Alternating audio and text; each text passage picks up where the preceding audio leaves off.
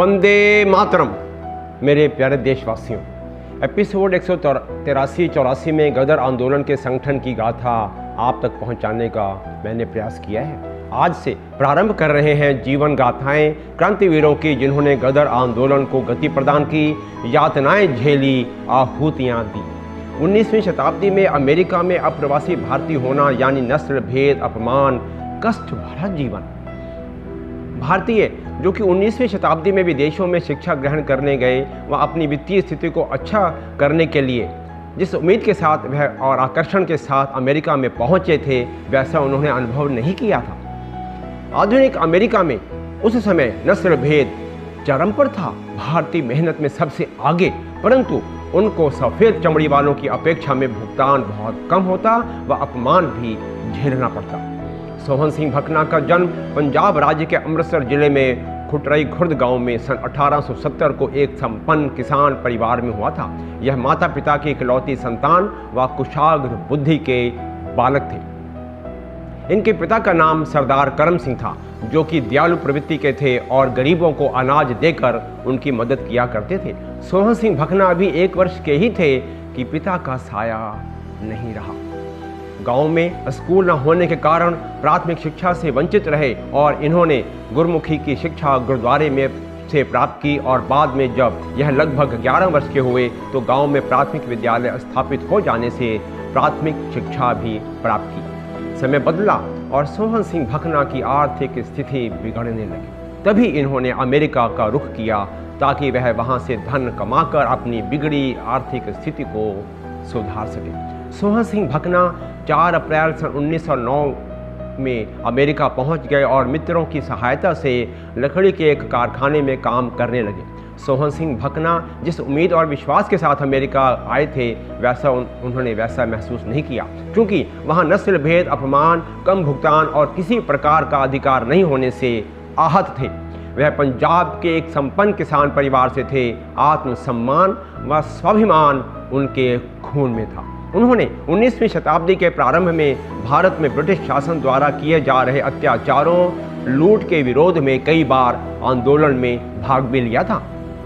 19वीं शताब्दी के प्रारंभ में अमेरिका के सैन फ्रांसिस्को, कैलिफोर्निया, ओरेगन और वाशिंगटन में भारतीय जो मूलतः वहां नौकरी करते थे, विद्यार्थी थे, संख्या में बहुत कम। अधिकारों और सम्मान के लिए सबने मिलकर एक संस्था का गठन किया, जिसका नाम रखा गया Hindustan association of the Pacific east.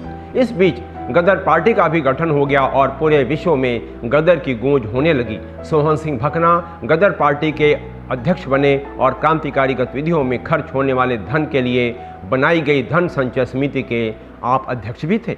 जनसंपर्क अभियानों के द्वारा अप्रवासी भारतीयों में राष्ट्रीय चेतना और भारत को ब्रिटिश साम्राज्य से मुक्त कराने के लिए प्रेरित किया करते थे। सोहन सिंह भकना जी ने ब्रिटिश शासन को भारत से निकालने के लिए सशस्त्र संघर्ष के लिए समुद्री जहाज से भारत के लिए रवाना हो गए। यह बात है अप्रैल सन 1914 की, परंतु जहाज के कलकत्ता पहुंचते ही उन्हें जहाज से उतरने के पहले ही गिरफ्तार कर लिया गया। समय था अक्टूबर सन 1914। सोहन सिंह भकना जी को गिरफ्तारी के बाद घोर यातनाएं दी गई, परंतु एक सच्चे देशभक्त क्रांतिकारी सोहन सिंह भकना जी ने गदर आंदोलन से संबंधित कोई भी जानकारी ब्रिटिश शासन को उपलब्ध नहीं करवाई। सोहन सिंह भकना को मृत्युदंड प्राप्त कैदियों की कोठरी में लाहौर सेंट्रल जेल में बंदी बनाया गया। उन पर लाहौर षड्यंत्र केस के तहत अभियोग चला, मृत्युदंड की सजा दी गई और संपत्ति भी ब्रिटिश सरकार द्वारा जब्त कर ली गई, जिसे सुनकर वह बहुत प्रसन्न हुए। मृत्युदंड के विरोध में अपील भी नहीं की। लाला रघुनाथ सहाय ने देश प्रेमी वकीलों की एक समिति बनाई और सभी क्रांतिवीरों के मुकदमों से संबंधित दस्तावेजों का अवलोकन करा। उस समय के प्रतिष्ठित वकीलों के साथ वायसराय की काउंसिल से मुलाकात कर सोहन सिंह भकना एवं 5 क्रांतिकारियों के मृत्युदंड की सजा को उम्र कैद में परिवर्तित करवा दिया। वकीलों की समिति में सर हरनाम सिंह कपूरथला, श्री मदन मोहन मालवीय, पंडित मोतीलाल नेहरू और सर इमाम अली जी थे। सन 1914 में सोहन सिंह भकना जी को उम्र कैद की सजा के लिए अंडमान की अमानवीय सेलुलर जेल में रखा गया। सेलुलर जेल के प्रशासन द्वारा अमानवीय कृत्य को लेकर सोहन सिंह भकना ने कई बार भूख हड़ताल की और ब्रिटिश शासन को राजनीतिक कैदियों को दी जाने वाली यातनाएं कम करने के लिए मजबूर कर दिया। सन 1921 में सोहन सिंह भकना को सेलुलर जेल से कोयम्बटूर की जेल में, तत्पश्चात पुणे की यरवदा जेल में, वहाँ पर भी सोहन सिंह भकना ने सिखों को साफा न बांधने और सिखों में जाति भेद फैलाने के विरोध में भूख हड़ताल कर दी। सन 1928 में सोहन सिंह भकना जी को सेंट्रल जेल लाहौर में स्थानांतरित कर दिया गया और सन 1930 में 16 वर्षों के बाद आपकी रिहाई हुई। रिहाई के बाद सोहन सिंह भकना ब्रिटिश हुकूमत के विरुद्ध आंदोलन करते रहे। कुछ समय तक आप अखिल भारतीय किसान सभा के अध्यक्ष भी थे। किसानों की समस्याओं और उनकी पीड़ा के लिए संघर्षरत थे। सोहन सिंह भकना वाराणसी में सन 1942 में अखिल भारतीय किसान सभा को संबोधित करने के लिए पहुंचे ही थे कि इन्हें चिंगारी समाचार पत्र कार्यालय से द्वितीय विश्व युद्ध के समय गिरफ्तार कर राजस्थान की देवली कैंप जेल में बंदी बना दिया गया। और अत्यंत दुखद कि विदेशों में स्वतंत्रता संग्राम के लिए, गदर आंदोलन के लिए महत्वपूर्ण भूमिका निभाने व भारत की आज़ादी के लिए समर्पित क्रांतिकारी सोहन सिंह भकना जी को 15 अगस्त सन 1947 के बाद भी सन 1948 में 2 बार बंदी बनाया गया, क्योंकि वह सैद्धांतिक रूप से सन 1947 में भारत को मिली आज़ादी से सहमत नहीं थे। क्रांतिवीर, गदर आंदोलन का अध्यक्ष, भारतीय किसान सभा का प्रणेता, कम्युनिस्ट पार्टी के लीडर दिसंबर सन 1968 को अमृतसर में 98 वर्ष की आयु में चिरनिद्रा में लीन हो गए। सोहन सिंह भकना जी के अमृतसर जन्म स्थान वाले गांव में गदर आंदोलन की स्मृति में केवल पट्टिका लगाकर ही सरकार ने इतिश्री कर ली। शत शत नमन करते हैं क्रांतिवीर, गदर आंदोलन के संस्थापक, अखिल भारतीय किसान सभा के अध्यक्ष, कम्युनिस्ट पार्टी के लीडर, देश के किसानों के हमदर्द सोहन सिंह भकना जी को स्वतंत्रता संग्राम में उनके अमूल्य योगदान को। इस अवसर पर कवि श्री सुदर्शन चक्र जी की कविता याद आती है। शीर्षक है बढ़ो साथियों इनकलाब आ रहा है। बढ़ो साथियों इनकलाब आ रहा है।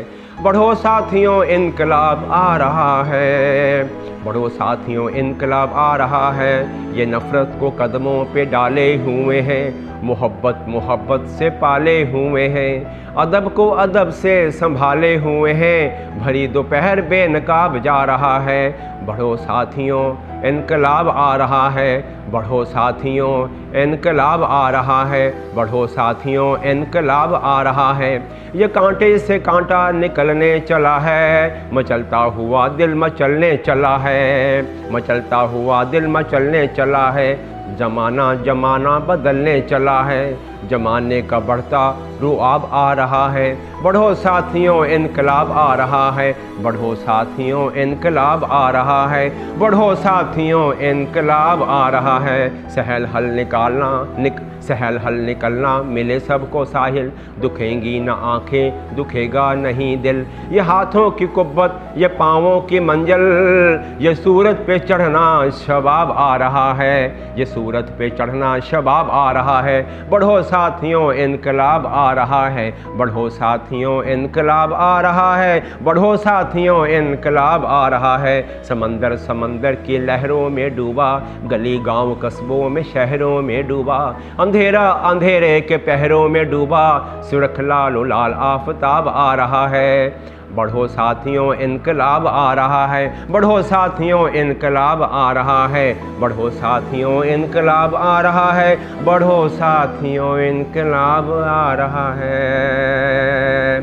मेरे प्यारे देशवासियों, मैं आशा करता हूँ आपको यह एपिसोड अवश्य पसंद आया होगा। कृपया इसे लाइक करें, शेयर करें, सब्सक्राइब करें और बेल आइकन को भी प्रेस करना ना भूलें और हाँ, इस इतिहास को जन जन तक पहुँचाएँ। जय हिंद।